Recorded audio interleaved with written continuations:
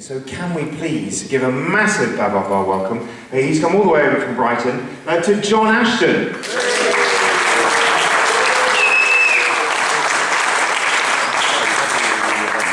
And then that's your set. So when you're back, let's go. Thank you very much. I should start this with a disclaimer. For reasons that will become obvious, I can't guarantee that everything I'm going to tell you tonight is true. And I should also give you a trigger warning. If anybody is likely to be traumatised by an account of an elderly man defecating, you should probably leave now. My subject is this fellow. He's called Oswald Le Winter. He was born in Vienna in 1931, which was in a middle-class Jewish family. It's not a good time or place, obviously, to be born as a Jew.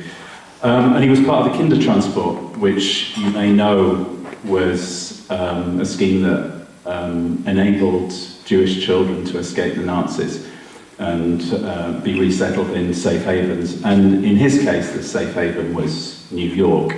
He was extraordinarily bright and driven. And he was a very good poet, and he fell into the literary world. His poetry was acclaimed by, among others, William Carlos Williams, Saul Bellow, and he became a literary academic as well. His book, Shakespeare in Europe, is still in print. And it's fitting that he fell into the literary world because he's really a figure that's beyond literary imagination, or at the extreme end of literary imagination. And he also swayed himself in fiction, as will become clear. Why do I say this? Because at some point in either the 50s or 60s, he started working for the state in dirty tricks operations, working with the CIA and other agencies.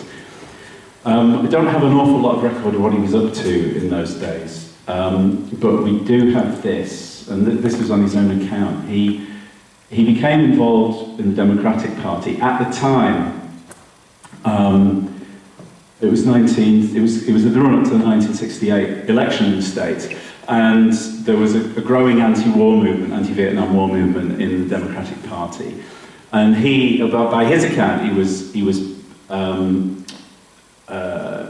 commissioned to try and undermine the party, and particularly the anti-war wing of it.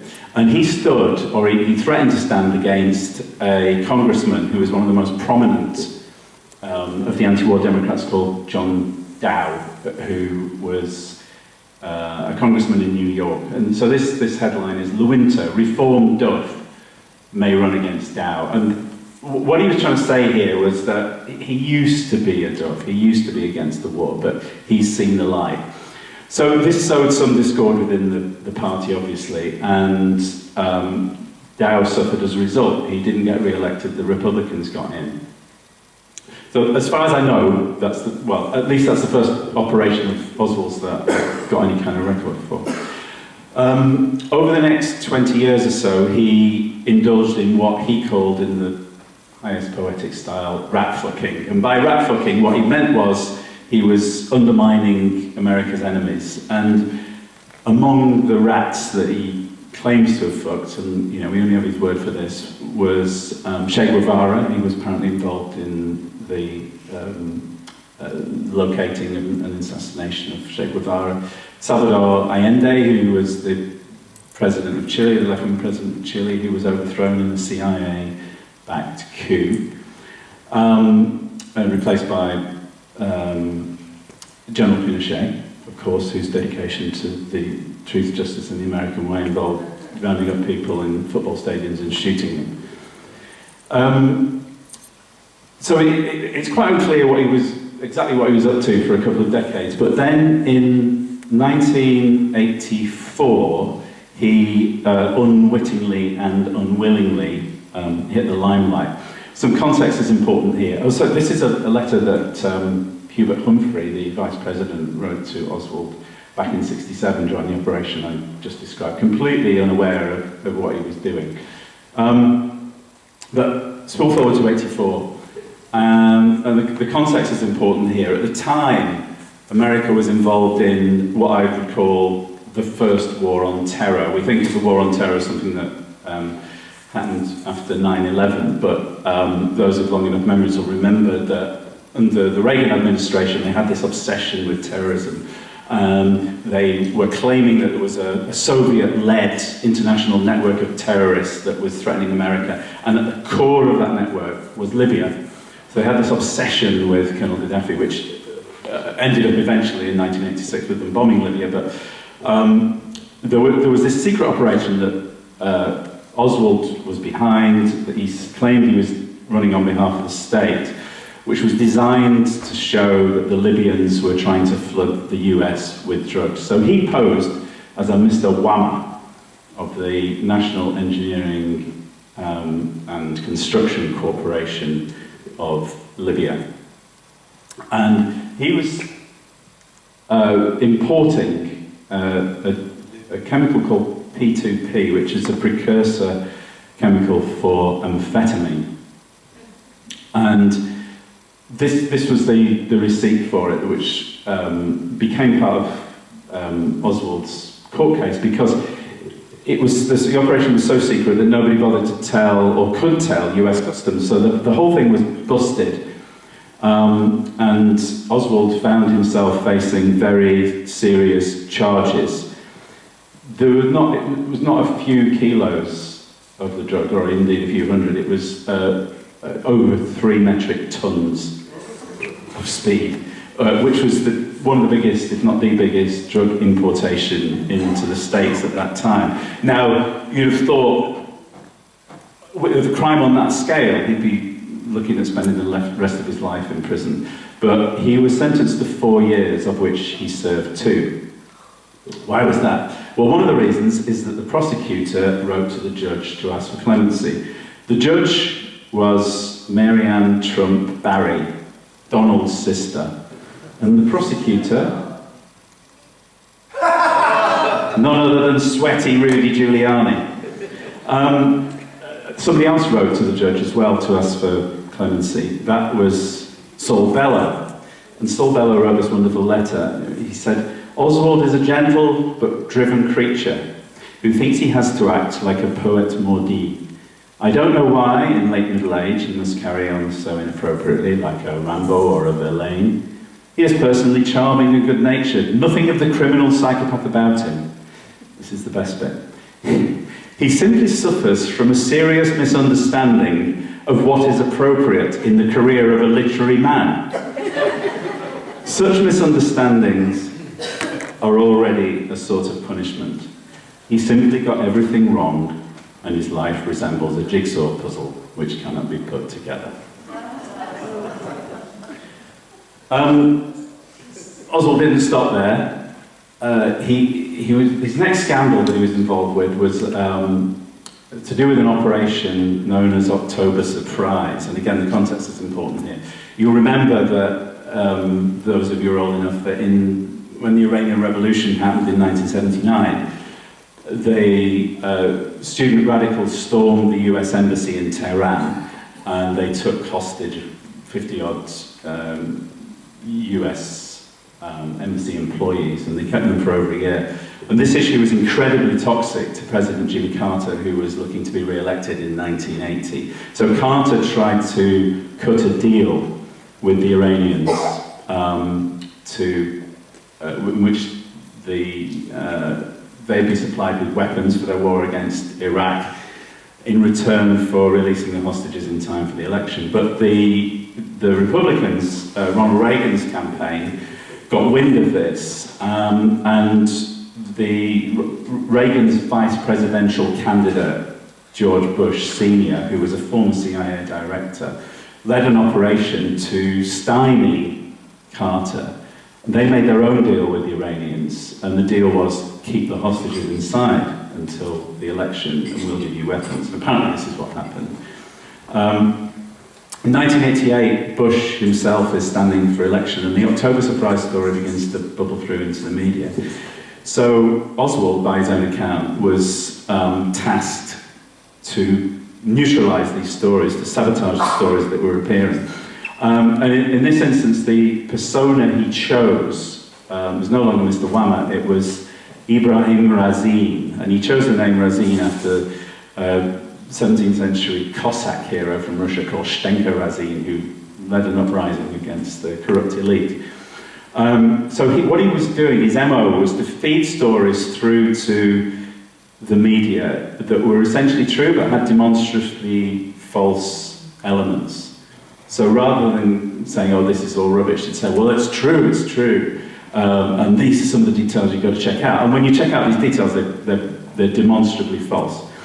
It was all going fine until he phoned into a talk radio show, and one of his old associates recognised his voice and dobbed him in. So he was then exposed.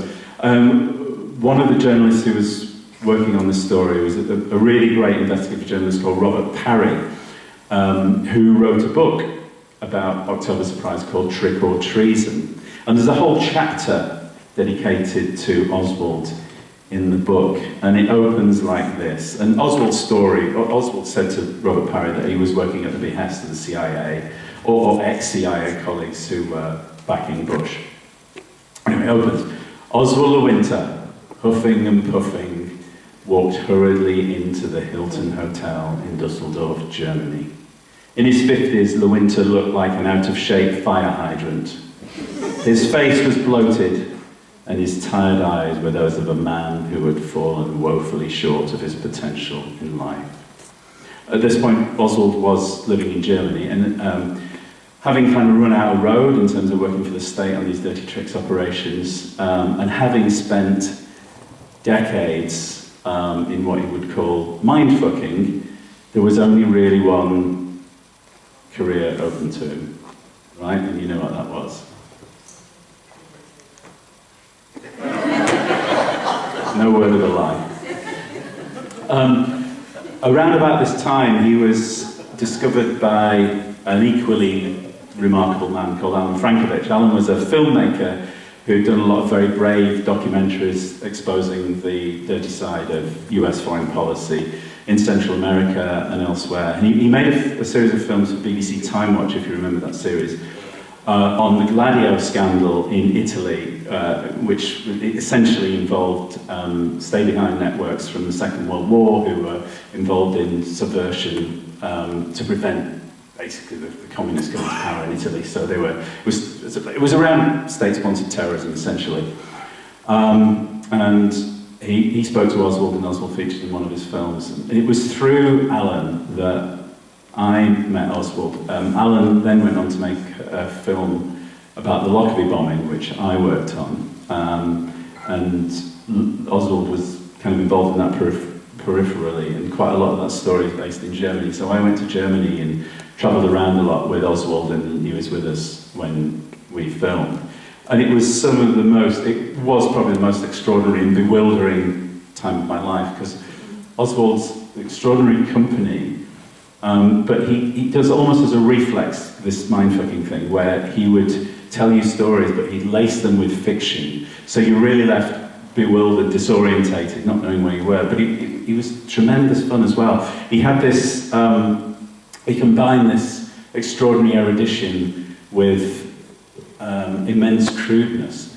And my favourite time with him, one Sunday, we'd done some filming the day before, and we were having to travel the length of Germany with hangovers in a minibus I was driving, and Oswald's in the front seat, and there's a film crew with us in the back, and it was a hot day, and we were all a bit...